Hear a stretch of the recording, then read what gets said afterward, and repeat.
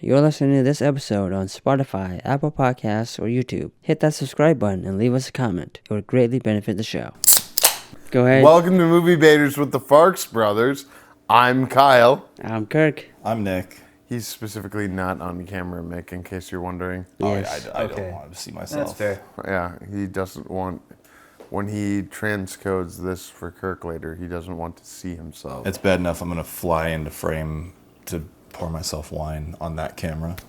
Well, in that one. To get my shoulder on Do you that. wanna Black blur Blacks, out- we would like, we You would like just a got- sponsorship from the Blackbacks Premium wines. premium Only wines. the premium ones. Yeah. What makes it's like luxury apartments. Yeah. Premium box wine is like luxury apartments. Yeah. So, young Mick Lynch, Michelob Ultra Lynch Ultra. Michelob Lynch Ultra is, I think, where I've landed on for your nickname. Ultra is an honorific, like doctor, but it's, yeah. Do you know Arthur Hay? He calls everyone doctor. That's why I ask if you know who he is. He works at Conduit Sound. Art, yeah. Oh, I know Art Hay. I don't know Arthur I don't know Hay. Arthur. Yeah, Art- I've worked with him on a couple things. Yeah. I don't know if I clocked that he called everyone doctor, but that's really... He does call most to a lot of people doctor. So we ask everyone at the beginning of the show, Mick, are you a multi-hyphenate or just a hyphenate? Like, are you just a composer, or do you have other hyphenates you like to add? See how I ruined what you could introduce yourself as? Yeah. Let everyone know that I screwed it up. Sorry, is this good for sound effect? I guess I'm a multi-hyphenate. But that's What's your okay. other hyphenates? I don't know. I guess composer, producer, songwriter. All that I get paid to do is compose and produce. So I guess I'm a single hyphenate. Single hyphenate. We probably asked this on an episode you've been on before and on other interviews you've been on, but welcome to Movie Bears with the Farx brothers, where we ask the same question again. What's the difference between composing and writing a song? I wish I knew. No, I mean, composer, I think, is specifically like a title in a larger production. Like if you're composing music for something that extends beyond music, you would be a composer. So if you're composing for a film soundtrack, composing for, like a theater production or something, I think if you're just kind of, a songwriter is kind of leading the production of whatever they're doing, I think as, a songwriter, you're making a song and it's your song, and a composer is part of a greater whole. That's my distinction. I don't know, though. Composer also sounds more sophisticated, which is maybe more of the reason. It's like cinematographer versus director of photography. I thought didn't someone tell us why there was a reason for that? They did. It's not Yeah. this episode. Go back and listen to Nick Swedlin's Well, episode. is there a difference between a lyricist and a songwriter, or is that the same thing? I think being credited as a lyricist, I think would typically imply that somebody else is writing the musical element, but not writing lyrics. So like you would usually have, I also think the title composer typically implies that you're not writing lyrics. So it's something instrumental, like a film soundtrack or anything else. Would you do both as like you're in a band and you guys... What do you spend most of your time doing? Justify your time to me. Lately, it's been a lot more songwriting than composing because I've been very focused on. We're kind of making a cool protesty concept album for the current times. Wait, okay. Why is it cool? It's not. But that was just kind of. Bro, you can't that just... was to distract you from the concept album, Protesting? pretentious Yeah. part of it.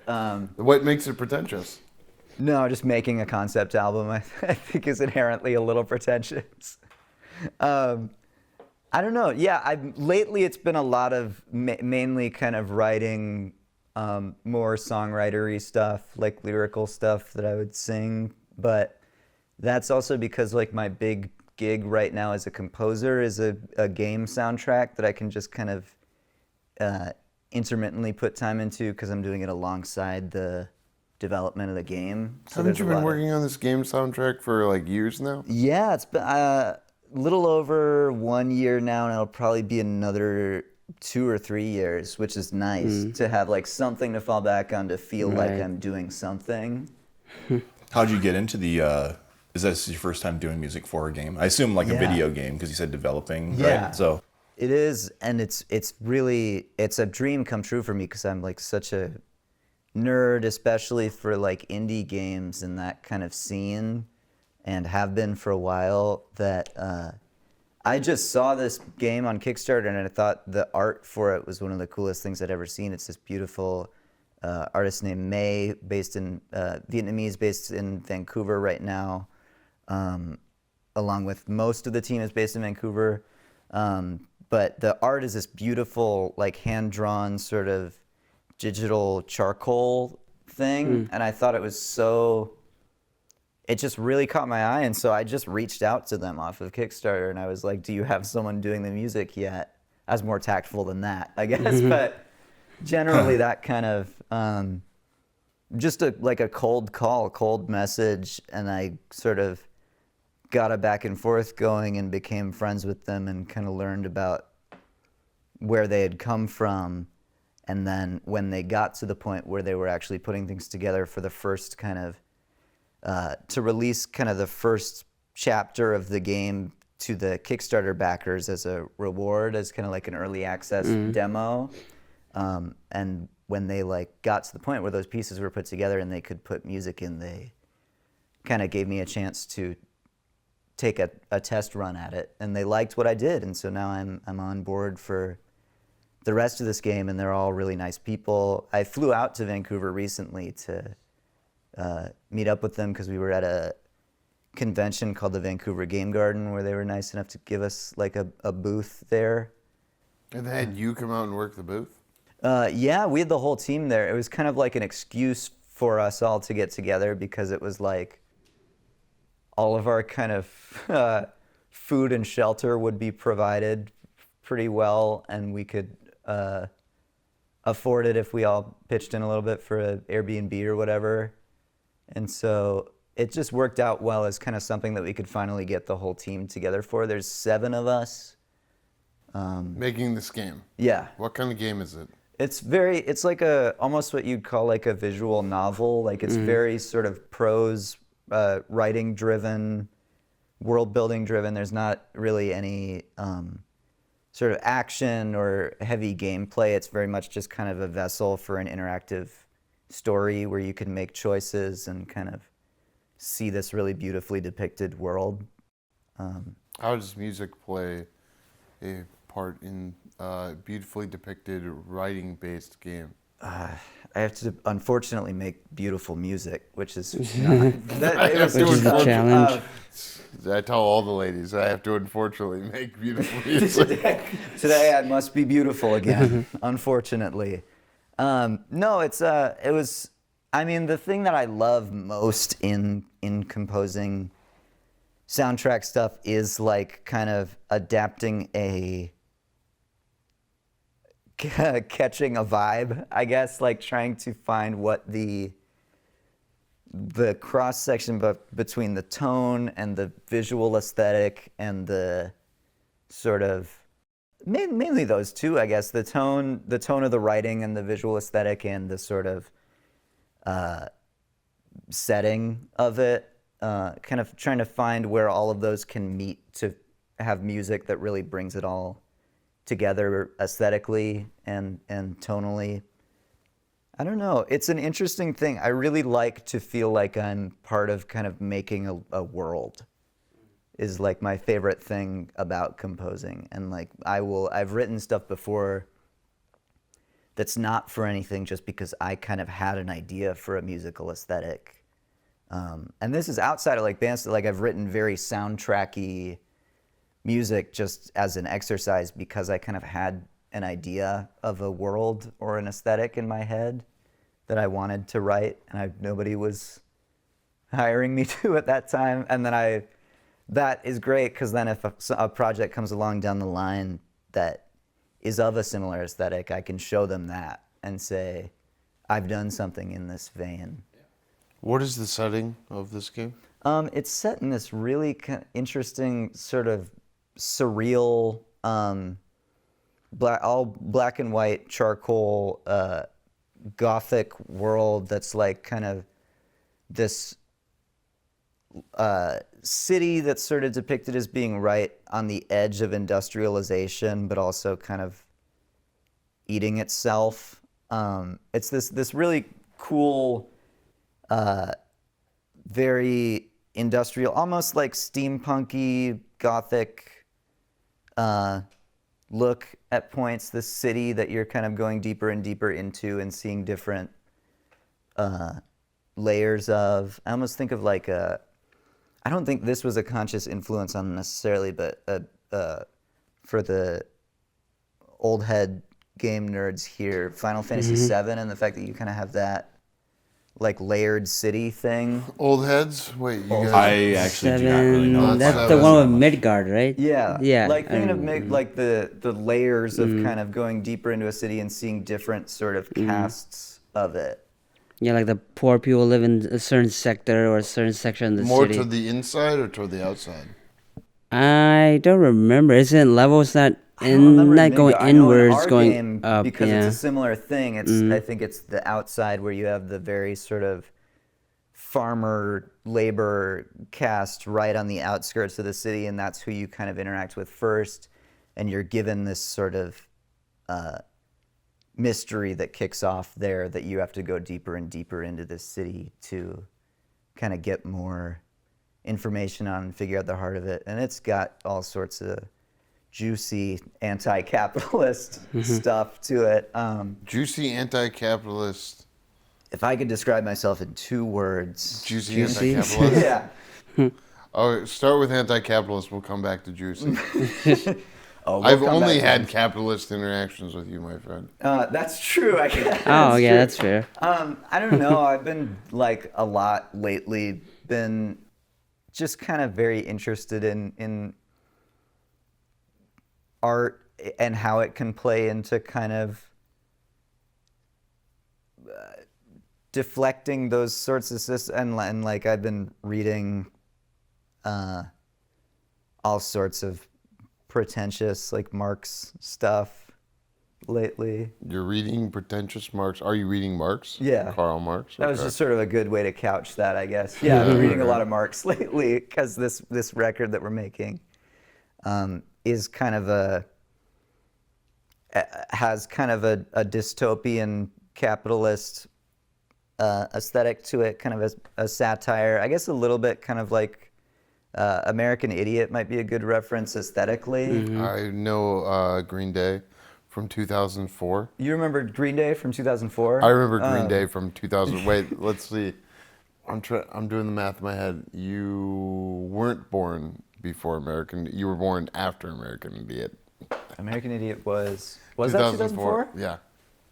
I guess You want to be an American? Did you guys? Yeah. Yeah, I that recognize was the song. like late 2004 when that What, came out. something Jesus? Suburban Jesus? Jesus of Suburbia. Jesus of Suburbia. I'm not a big Green Day fan. That's just like a good kind of example. You don't have to be a fan to like reference something Yeah. to try to like make a point. I do It's it a all deep the time. cut. Yeah. And that's the musical reference or the like The tonal reference, I tonal? think. It's kind of like, the music is way more kind of like fun, really lush, Beatlesy kind of, I guess you'd almost call it like prog pop, where it's a lot of kind of like very orchestrated pop with a lot of big layers and moving parts and stacked vocal harmonies, almost like musical theater at points. But it's, yeah, we're doing kind of like a very Sgt. Pepper sounding, almost like American Idiot by way of Sgt. Pepper, like that kind of psychedelic 60s aesthetic.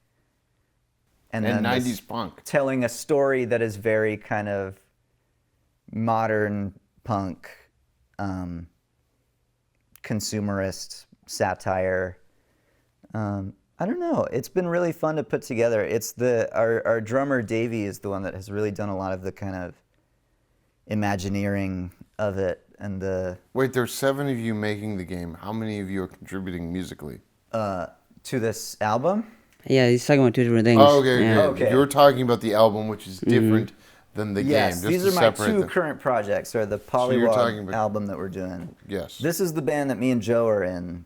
Joe, your partner. Yes, are making this album that is like sounds 60s-ish and Beatlesy, and the messaging is very modern, kind of punk satire, and that I've been working on that alongside the game, which is also very anti-capitalist, and so it's just kind of what my the through line of my art recently, I guess, has been kind of I don't know. I've been not a big fan of capitalism recently, I guess. I feel like you would say that our interactions have been capitalist. I feel like our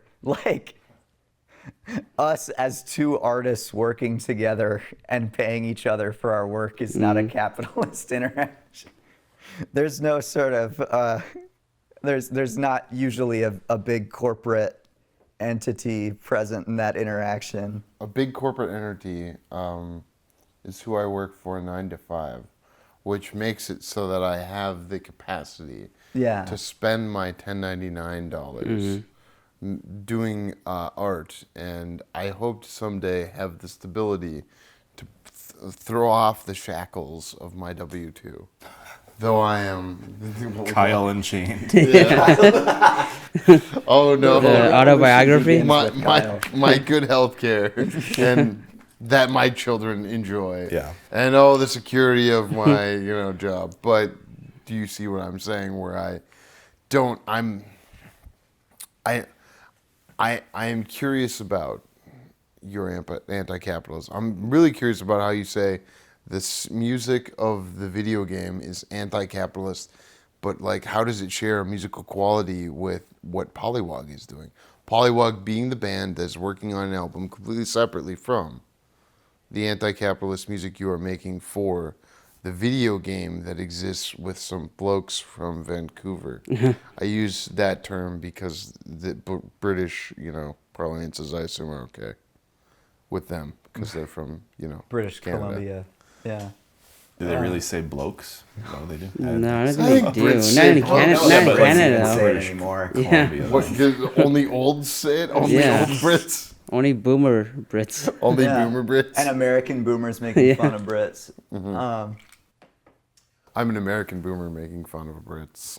Till I die. I think it's interesting. I don't even know if I would say that the music of Give Up the Ghost, which is the name of the game, is called Give Up the Ghost.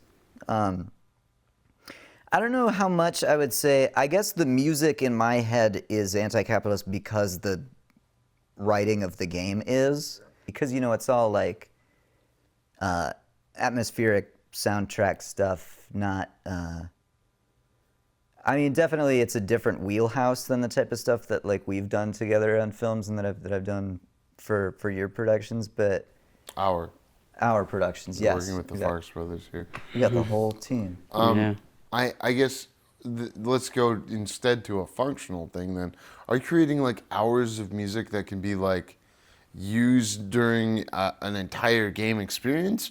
Or are you like, how do you create enough music for what I imagine is a more than 5-minute experience in a game that's not just repeating music like a Mario soundtrack or something? Well, there is a degree of repetition to it, but a lot of it is kind of doing it in... I'm not writing that much music quantity-wise, but it's kind of threading a needle of writing music that is sparse and atmospheric enough that it can kind of come in and out of the experience without being something that you really clock as like, oh, the music just changed, or oh, the music just started. It just kind of really being part of the greater atmosphere, because there's also, sound design for the game beyond me. And I don't know. Yeah, it's been interesting because there is a lot of sort of creating music that works well enough being repeated, and a lot of kind of use of like motifs that can reoccur and be changed and altered as the story goes on. but a lot of it is kind of almost trying to create it so it's as like, not like it goes unnoticed, but like you don't feel the person playing the game doesn't feel the need to like acknowledge the music. Like there's not I'm trying not to hang a lantern on it, so it's enough of kind of just adding my piece to the greater sort of atmosphere of it. And a lot of that has been like I've worked with the sound designer on this game too. Like I will share, like a lot of times when I write these tracks, because they're very ambient and sparse and kind of, very haunting and atmospheric. There's always sort of a droning like ambience behind it that I usually kind of create from samples or from synths.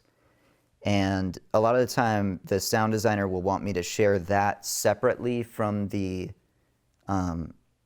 actual like musical component, so that you can have this kind of ambience that then the music just kind of is like its own entity coming in and out of that ambience and kind of surfacing and coming and going with the motion of the and pace of the game itself. That's interesting. Wow.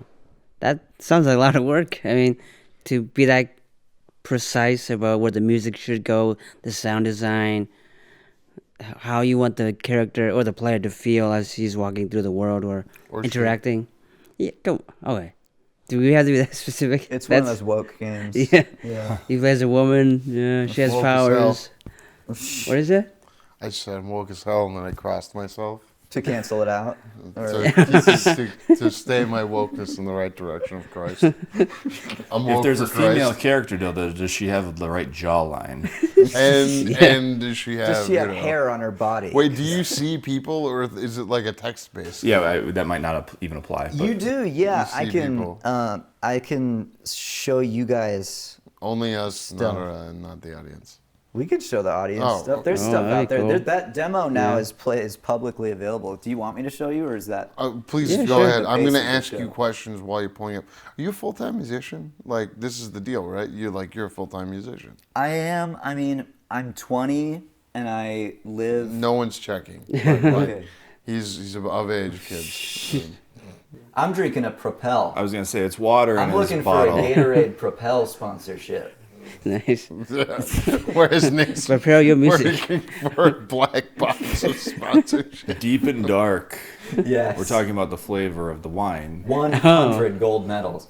Now I'm seeing that for the first time. Yeah, you're right. I have like a perfect ad read over here. 34 Wine Enthusiast Best Buy Awards. No, but I'm 20 and I live in a duplex that my folks own. So like I don't have to really. Have another Couple 2 or years. 3. My parents are pretty like old. Not relative to me in the sense of like, yeah, of course my parents are older than me, but like my It was your parents. dad's birthday like a had me day or pretty- two ago. Yeah, my dad is like 62 now. You don't have to say your father's age. My dad's 60. My father, Christopher Raymond Lynch, is 62 years old as of. So he's about a a week ago. 42-year-old father if you do that math. He was. That's He was true. an older. yeah. He had the meaning of life father. Yes, I did. My parents were really took their time to figure their shit out before they had me, which I really appreciate. But that also Sure. means that like they're retiring pretty soon. So my goal is to be like, I am a full-time musician now, but it's because I don't have that many expenses to pay. And my goal is to keep sort of hustling that so that I can be a true full-time musician that can pay rent by the time my folks retire in a couple of years.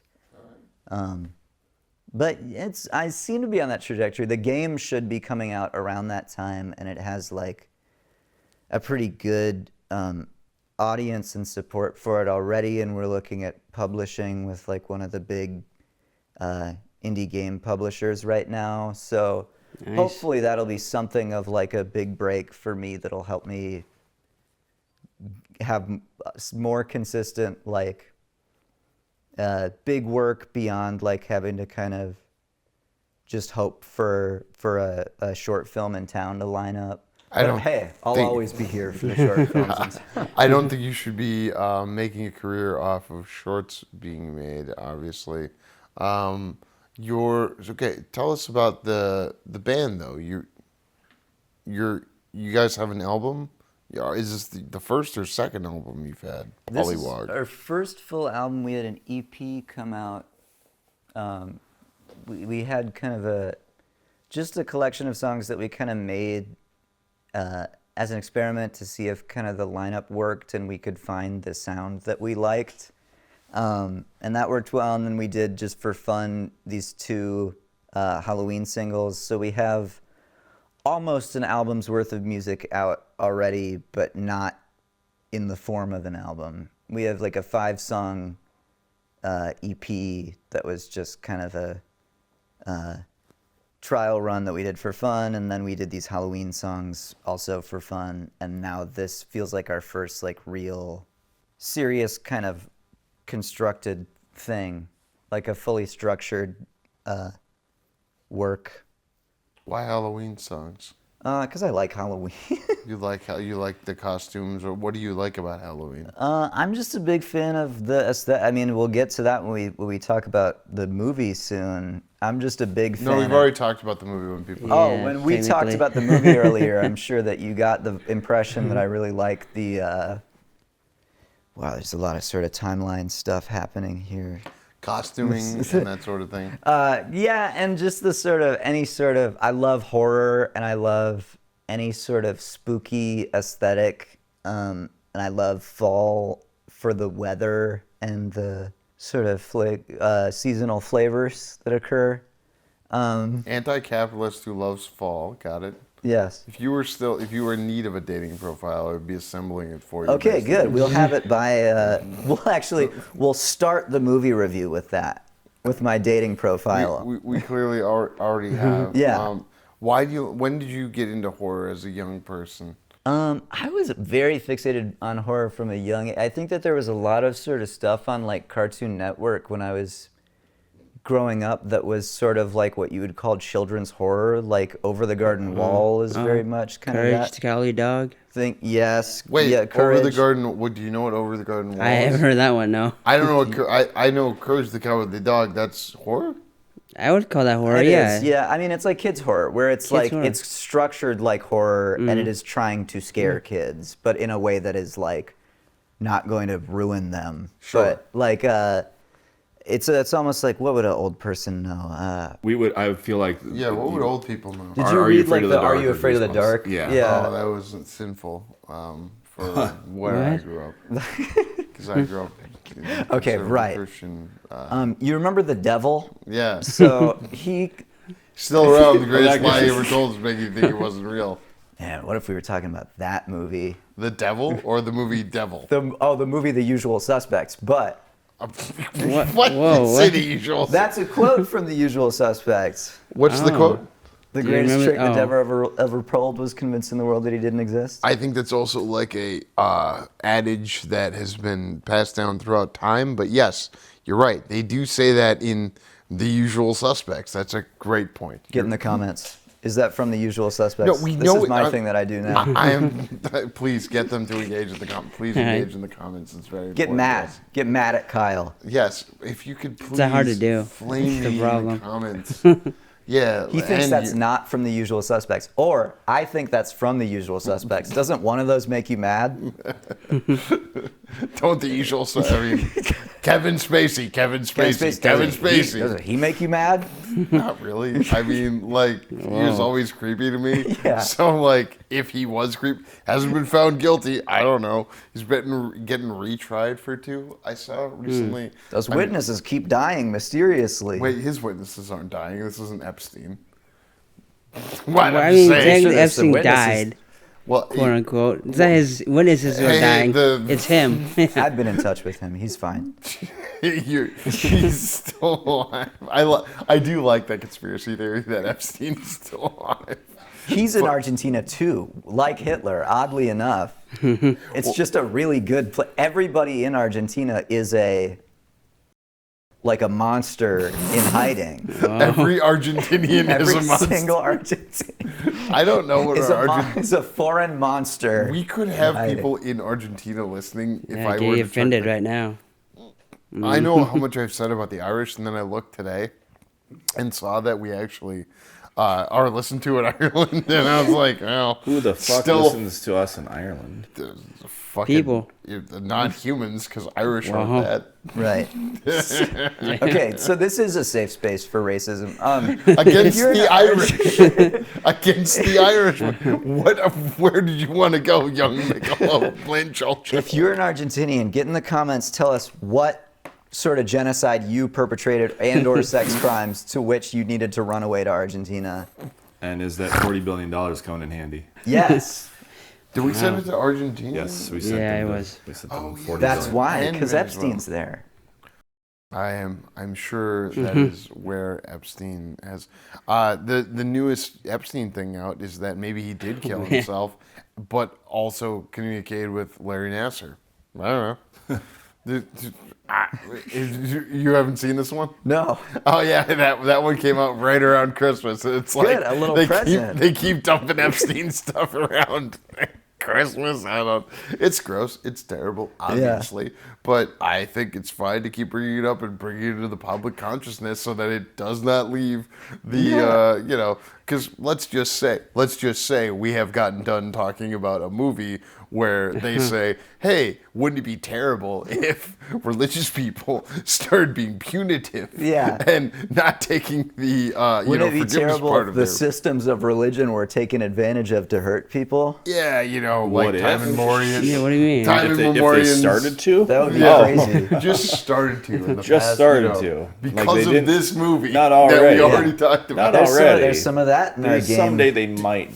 My parents are both very against like the Organized religion. and so am I. Don't you live next to a church? I do, yeah. And our drummer in the band his dad is a pastor at a very one of the few good churches left around here, at a really cool church, and he is like. What makes it that for you? I think they're like very much the opposite of fundamentalists, where they're very much not like, this text that this organization is building off of is, I forgot if I said they're not what I was about to say or if they are. They are very much saying that this text is not like a literal document that is a set of rules to live by. They're saying that like this is a sort of a historical event and an organization that we can learn from and has these beliefs and messages that we can apply to kind of spread good in the world. And I've been to a couple services of theirs to see if they could prove to me that was the case, because I'm someone who is very, very skeptical of organized religion, and I do really respect them and their approach to it. And we will even because a lot of the songs that we've written, I'm the main sort of, we kind of all work together to write the instrumental and musical side of the stuff that we do for the band, but I'm really the primary lyricist, and a lot of my writing is about resentment for sort of corporations and for the church. And so we will run it by his dad, because he is a pastor, and be like, is this something that is going to be unhelpful and destructive to people for whom this is a positive thing? Because I think there are, in the same way as the movie that we just talked about kind of said about the storytelling aspect of it, that it is very good for certain people, and it is something that is powerful and positive to be spiritual and to believe in something greater than yourself. And so we kind of will run stuff by him and Davey and his dad to see if if the good intentions are coming across of criticizing the abuse of power in religion and faith, and not just criticizing faith, because I think that is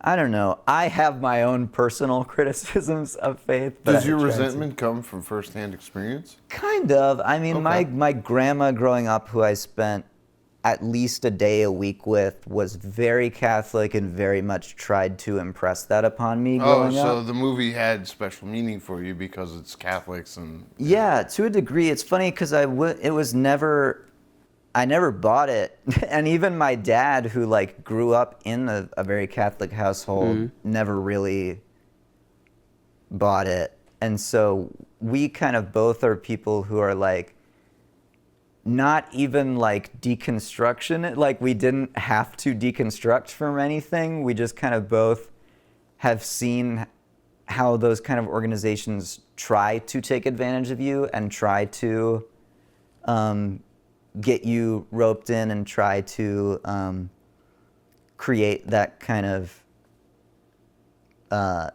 bond in you, this sort of one-way transactional relationship where you are giving to them.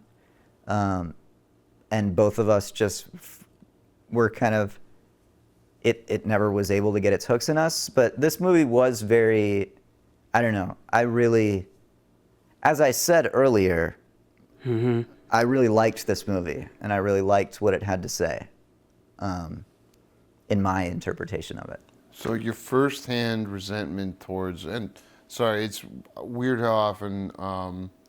the three things you're not supposed to talk about: religion, politics, and sex. We've covered two. I'm waiting for the sex conversation.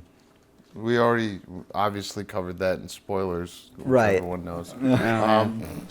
No, but it's funny how often religion has come up more recently.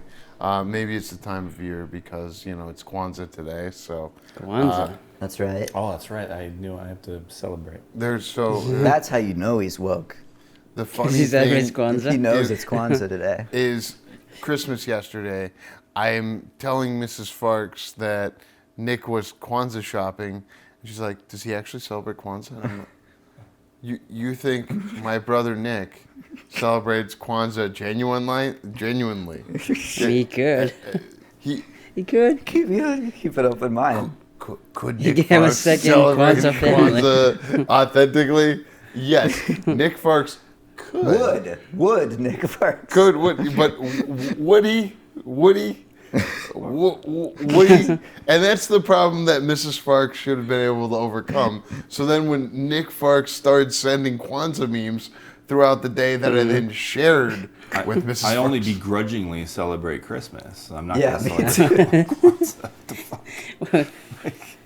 That's interesting. Wow. I don't celebrate. I celebrate the holidays performatively for my Are family. you a performative I male? think there's a difference from sort of commercial American Christmas and traditional. I feel like there's something that separates the sort of Christmas that we begrudgingly celebrate, and even like something like Kwanzaa, where it's like the Christmas is no longer rooted in a culture. It's vaguely rooted in a religion, but it's not even like. I mean, if you want to get into this, even all of the Christmas traditions that we celebrate were taken from prior pagan traditions, whatever. So it's like there's Yes. no real cultural connection. It was convenient. Do you want to sell the Christianity or not? How are we going to There's a- steal all those pagans? There's a winter pagan tradition. Can you not? Hey, they had a dead tree. Now you have a conifer. It's Yeah. better. It's better. Okay. It's better. But Our I don't tree's buy alive. this. You celebrate yesterday when it was Christmas. Did you open gifts with your family? We actually open our gifts on. We sort of. You're those kind of heathens. Well, we're not You do it even- on Christmas Eve. We don't even like. Shame. Shame. You gotta cross yourself again. I feel. It's all the we way have down. been- No, that's pretty low. My mom's side of the family is vaguely Jewish. Vaguely. Oh, so it could be you Going could be back a ways, you could be a so true my, and Jew my because your dad's side mom's of the side. family is vaguely Catholic, so we sort of You're Bill celebrate Maher. a vague, fake. I'm in a lot of ways, yeah. Yeah. We celebrate a vague sort of holiday. I guess we say Christmas most of the time, but we just kind of exchange our gifts whenever. Because also both my parents have birthdays leading up to, the Hanukkah Christmas season. So we just kind of celebrate December. Which is nice because it does feel like we kind of have our own little tradition and mishmash of half-remembered cultures that we come from. When did you stop believing in Santa Claus? I'm asking more because I have a 4-year-old and a 5-year-old, and eventually they're going to find out. And I know once one of them finds out, the other one's going to find out like that. So, like, how old were you? So you're thinking about it, because it was older than 4 or 5, but it was probably younger than 11 or 12, if I had to guess. And, you know, that means it was a decade ago or more for you. So that's what I really want to, like, pinpoint and try and make sure that I'm preparing myself.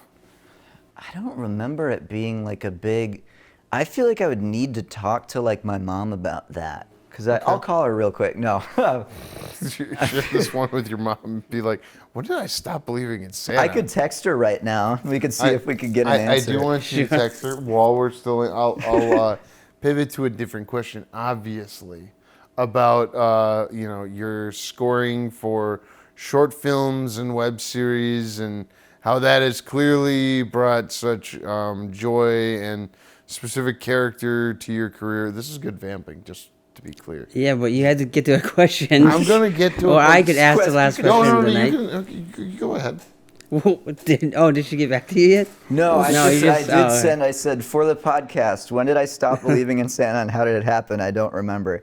Yeah, I have no memory. We had like an elf on a shelf, I think, growing up that would do bits that she would move around and have sort of a nightly something funny to find in the morning. Sometimes she would mess them up. I remember very clear. This is kind of the only thing that the elf on the shelf did that I remember clearly, was that I had she like tried to draw a sort of like Rudolph, like color my nose red in my sleep, and it. Right. Wait, your mom tried to color your nose red in your sleep? There was probably a setup to this punchline that I don't remember. I'll say that to clarify, but I also think that it was just really funny because I just woke up and it had been smeared all over my face. And so I just had like red all over my face when I woke up. And I remember being horrified and my mom being like, oh, it seems like the elf probably tried to like... Not blood. So that is the memory that I like if I think back to stopping believing in Santa and this sort of Christmas mythos, I feel like that's where I go to, is like my mom doing like, well, if I had to guess what the elf on the shelf was trying to do here. So did your mom color your face red and then you smeared it, or they actually like, oops? I think I just probably moved around a lot in my sleep. I don't know. You know, you hold down your child while you paint their nose red. Yeah. Maybe if you're gonna commit to the bit. If you're gonna do it, commit to the bit. I don't know how she tried to execute that without waking me up. Just splash of paint on your face. But yeah, maybe. I wonder if I was awake. And I just kind of blocked it out because it's probably horrifying to like... They held a watch in front of you and then that you were hypnotized. And yeah, it's like, okay, now we're going to... The ceremonial spraying of paint on your face. Do you want to talk about how being a scorer for videos is helpful, or do you want Kirk to go to the last question? I think I should go to the last question. Helpful. It doesn't have to be helpful. Just any thoughts you have about it or want to share. Because obviously we want to cross-promote our other works as the movie producers and that sort of thing. That's how we met you, and you like doing it. I like doing it. It's fun. No, it's really like, it really creates a nice sort of balance between having my kind of personal hobby art with the band and then having like also being a working freelance artist doing like scoring stuff, where it's like I feel like I can get the sort of like validation and feeling like I am successful in my art from the scoring stuff because like people seek me out for that and I get a lot of very good feedback and I get to sort of collaborate and feel like I can work with artists who I really respect and look up to, like the Farx brothers. And Sorry, bro. You asked him to bring us up, and he does, and you just Said Farx Brothers. I was like, wait a second, I know those guys. But that kind of fills that hole of like feeling like I'm getting something. The Farx Brothers fill the hole? Farx Brothers will always fill the hole. And that's their motto. With consent. Behind the scenes. It's on the back of all of these chairs. I put it there. I put a sign on the back of Kyle's chair. They're getting kicked. But no, yeah, that kind of gives me like the satisfaction of kind of like, I think it's bullshit when people say that art shouldn't be for other people to some degree, because I think it always is going to be, because it always is something that you're sharing with other people. I think that the only situation where art isn't for other people is if nobody else knows about it, and which I guess there probably are situations like that. There's that sculpture piece where that guy built that city out in the desert that people weren't allowed to see for a while. But anyways, like I feel like I'm of the philosophy that I think that there is always a part of art that is for other people and to kind of get feedback and to connect with other people. And I feel like for me, the scoring work really fills that, because it gets to be kind of part of a larger whole, and then my own sort of like creating stuff that is for me and to satisfy like my own taste and like the kind of art that I really like is what I do with the band, because that then like, because I can kind of again, you know, I'm a very young person, so I haven't really gone through this sort of, I don't believe this is real, but the ego death that people talk about, where it's like you stop caring so much what other people think of you. I think I'm definitely still at an age where I do care very much what other people think of me. I appreciate that you dressed up for the show. I did, yeah. It's because I care. That's for the audience. It's not. Oh, don't flatter yourself. You say call me? Yeah. Who you want to call him? If you want to call him. Number will be Well, in number, yeah, on the My bottom. full phone number will be on the screen. It's a 900 number. It is. What does that mean, 900? Did you pay by I'm the gonna minute? buy a 900 number for this.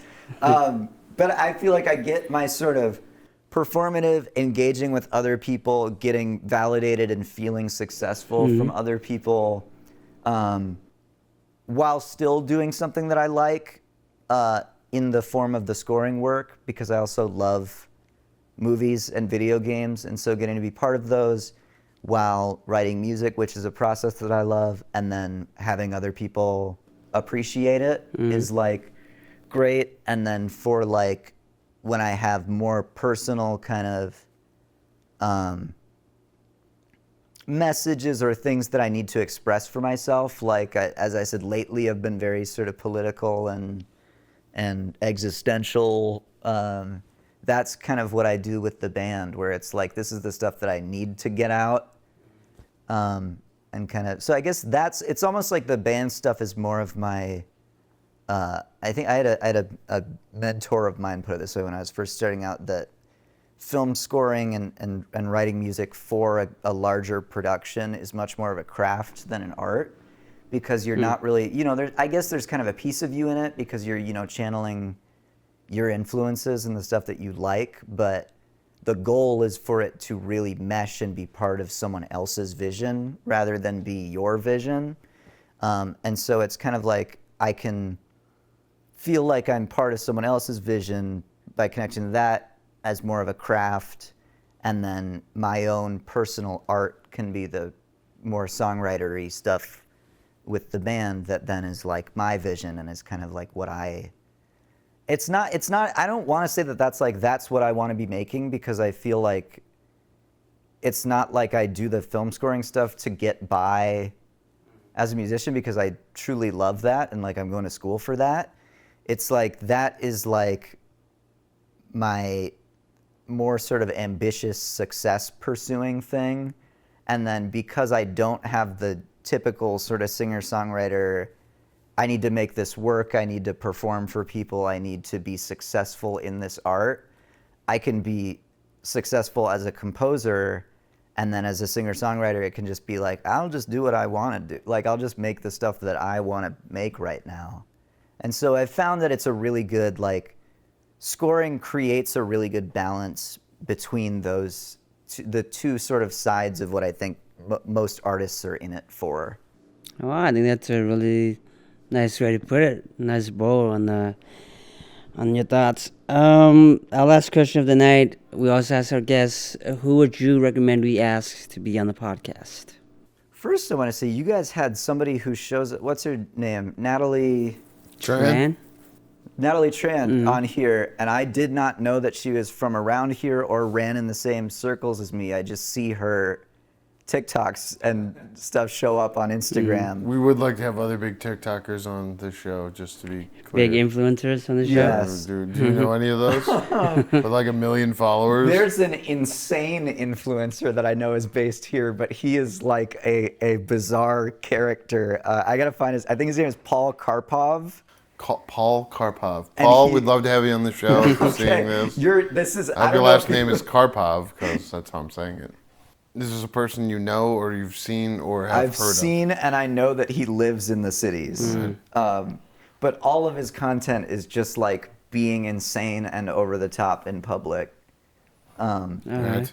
It's just like us. But I do think it would be very funny to have him on the show. So try to get him on the Paul show. Yeah. Karpov. How did you get Natalie Tran on this show? Did you? We worked with her before she was a big deal. Oh, cool. That helps. Nice. Yeah. I sometimes ask their moms before I ask them. But her I was actually friends with, and it's always this weird thing, like you're a young person that I met when you were 16 and now you're 20 or something like that. Yeah, when we made that first short film, I think I was 16. So, like, it's a weird transition from you're a child to me. Like, legally, like, you're 18, I don't really want to interact with you because you're a child. And then like, oh, you're an adult now. Well, I guess you're an adult, and like, come on our show. Yeah, come on the show. You know, I mean, truly, and I feel like there is like, it's funny because you would think that, I don't know. I guess I, as a teenager, thought that it was sort of a somewhat meaningless distinction to say that you're like suddenly a more fully formed person by the time you're like out of high school. But no, it really is like being a couple of years on the other side of it now. Like, it really is like a kind of moment where you congeal as a person into a whole individual. I don't know. Maybe I'm a specific case. Hey, you're still congealing, to be fair, because you're going to keep growing brain cells for a couple. That's true. I got 5 more years of brain development. Yeah. Think about how much I could learn by then. I could be like Limitless from the movie Limitless. Adderall exists, so that's true. Yeah, the Limitless pill does really exist. Well, let's let the audience congeal on their own, because we're gonna wrap it up here. Have a good night. Thank you for listening. For more JK Productions, find us on Instagram at JK Productions Team and on Facebook, JK Productions MN. Join us next time for another debate.